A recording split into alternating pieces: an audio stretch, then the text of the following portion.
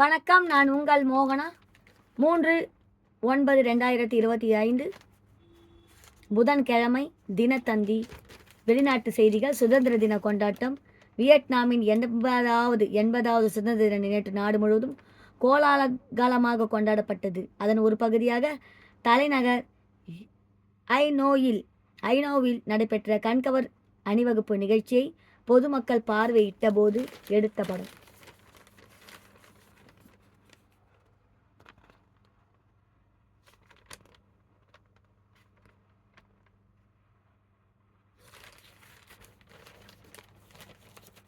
Kabul September 3. ஆப்கானிஸ்தானில் நிலநடுக்கத்தால் பலியானோர் எண்ணிக்கை 1400 தாண்டியது. ஆப்கானிஸ்தானில் நிலநடுக்கத்தால் பலியானோரின் எண்ணிக்கை 1400 தாண்டியது. ஆப்கானிஸ்தானின் கிழக்கு பகுதியில் அமைந்துள்ள மாகாணம் கூனார் பாகிஸ்தான் எல்லையில் உள்ள இந்து மாகாணத்தில் தொடர்ந்து பல நிலநடுக்கங்கள் ஏற்பட்டன. அவற்றில் சக்தி வாய்ந்த நிலநடுக்கங்கள் ரிக்டர் அளவுகோலில் 6 புள்ளிகளாக பதிவானது. இது நங்கர் ஹேர் மாகாணம் நூலாபாத்தை மையமாக கொண்டு உருவானது. அண்டை நாடுகளான பாகிஸ்தான், இந்தியாவிலும் இதன் தாக்குதல் உணரப்பட்டது. இதன் தாக்கம் உணரப்பட்டிருக்காங்க. இதற்கிடையே மலை பிரதேசமான கூனார் மாகாணத்தின் பல கிராமங்களில் உள்ள வீடுகள் மண்ணால் கட்டப்பட்டு இருந்தன. நிலநடுக்கம் ஏற்பட்ட போது 8000க்கும் மேற்பட்ட வீடுகள் இடிந்து தரை மட்டமாகின. நள்ளிரவு நேரம் என்பதால் வீடுகளில் தூங்கிக் கொண்டிருந்த மக்கள் உயிருடன் புதையுண்டனர். இதனையடுத்து அவர்களை தேடும் பணி முடுக்கி விடப்பட்டது. ஆனால் மலைப்பகுதி என்பதால் மீட்பு பணியில் தோய்வு ஏற்பட்டது. இதற்கிடையே நிலநடுக்கம் ஏற்பட்ட போது சுமார் 80 பேர் சம்பவ இடத்திலேயே பலியாகினர். ஆயிரக்கணக்கானோர் மாயமாகி இருந்ததால் அவர்களை தேடும் பணி நடைபெற்றது. அப்போது மேலும் பலர் பிணமாக கண்டெடுக்கப்பட்டதால் பலி எண்ணிக்கை 1400 தாண்டியது. 3000க்கும் மேற்பட்டோர் படுகாயமடைந்த நிலையில் உயிருடன் மீட்கப்பட்டு உள்ளனர். இதனையடுத்து நிலநடுக்கத்தால் அதிகம் பாதிக்கப்பட்டதால் ராணுகுல், சோகி, வாட்பூர், சோகி ஆகிய மாவட்டங்களில் மீட்பு பணி தொடர்ந்து நடைபெற்று வருகிறது. எனவே பலி எண்ணிக்கை மேலும் உயரும் என அஞ்சப்படுகிறது. ஆக்ரா செப்டம்பர் 3. கானா நாட்டின் சுப்ரீம் கோர்ட் தலைமை நீதிபதி பணி நீக்கம்.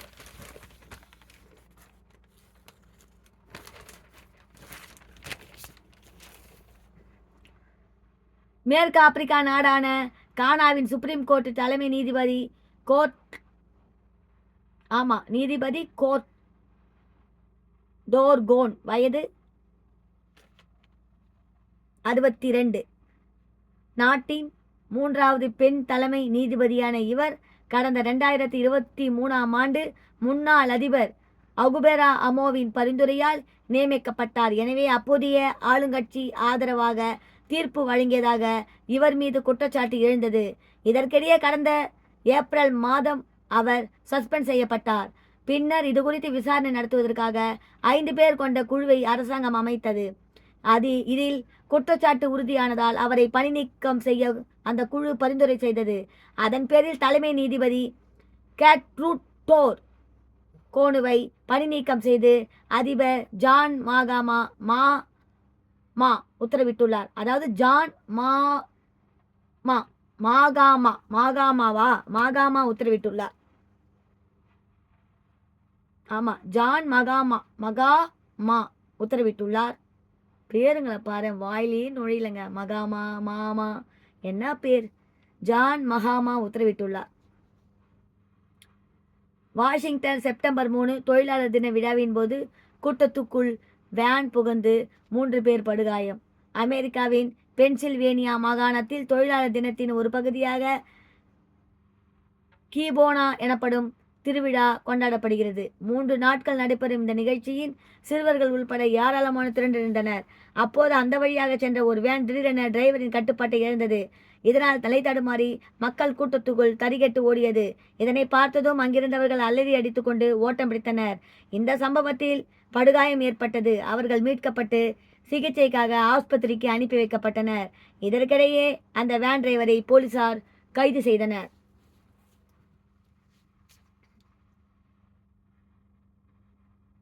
பிராக் செப்டம்பர் 3 செக் குடியரசில் தேர்தல் பேரணியில் எதிர்க்கட்சி தலைவர் மீது தாக்குதல். ஐரோப்பிய நாடான செக் குடியரசில் அடுத்த மாதம் 3ஆம் தேதி தேர்தல் நடைபெற உள்ளது. இதனால் அங்குள்ள அரசியல் கட்சிகள் தீவிர தேர்தல் பிரசாரத்தில் ஈடுபட்டு வருகின்றன. எனவே தேர்தல் களம் சூடுபிடித்துள்ளது. அதன்படி எதிர்க்கட்சியான ANO சார்பில் தேர்தல் பிரச்சாரம் நடைபெறுகிறது. இதில் முன்னாள் பிரதமரும் அக்கட்சியின் தலைவருமான ஆண்ட்ரஜ் பாபிஸ் டோப்ரா நகரில் நடத்த தேர்தல் பேரணி கலந்து கொண்டார். அப்போது கூட்டத்தில் இருந்த ஒருவர் ஆண்ட்ரோஸின் தலைமையில் இரும்பு கம்பியால் தாக்குதல் நடத்தினார். இதில் அவருக்கு காயம் ஏற்பட்டது. இதனையடுத்து அந்த நபரை போலீசார் மடக்கி பிடித்து கோர்ட்டில் ஆஜர்படுத்தினர்.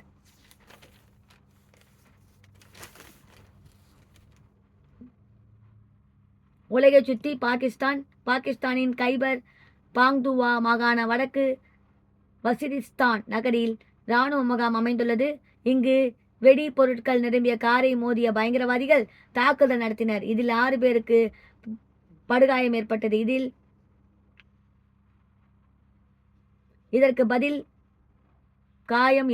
இதற்கு பதிலாக இராணுவம் நடத்திய துப்பாக்கிச் சூட்டில் 5 பயங்கரவாதிகள் கொல்லப்பட்டனர்.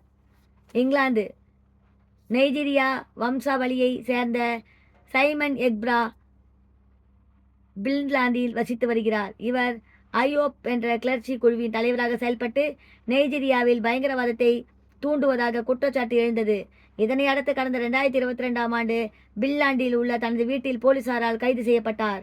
இவர் மீதான வழக்கு பைஜாட் ஓம் மாவட்ட கோர்ட்டில் நடைபெற்று வந்தது.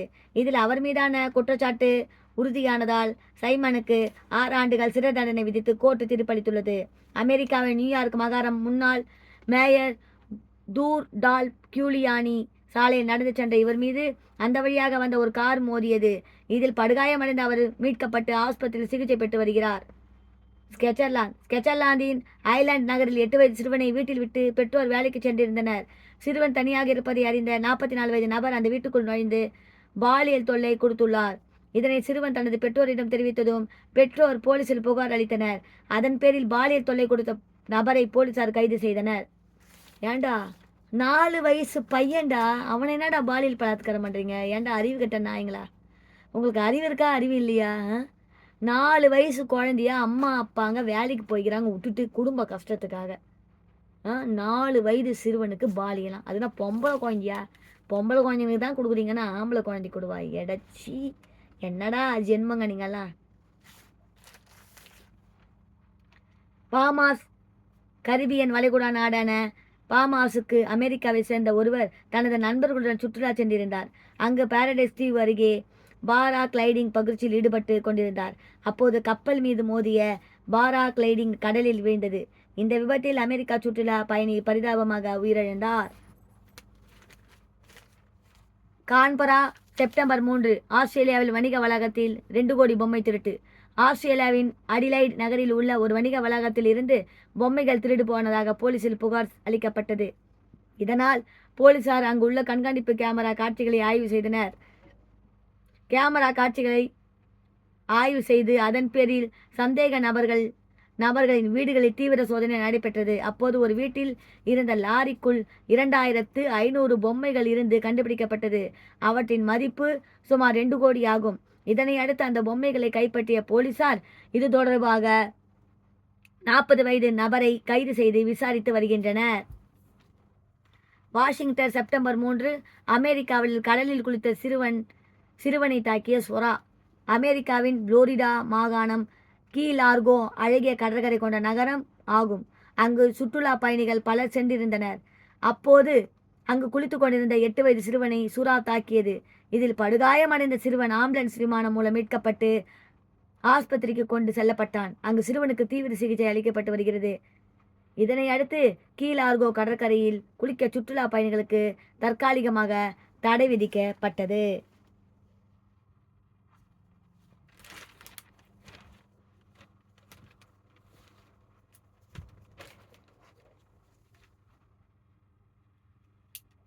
இத்துடன் இந்த செய்தி அறிக்கை முடிவடைகிறது. மேலும் வேறொரு செய்தியுடன் நான் உங்களை சந்திக்கிறேன். அதுவரை உங்களிடமிருந்து டாடா பை பை சொல்லி விடைபெறுகிறேன். உங்கள் மோகனா. நன்றி, வணக்கம்.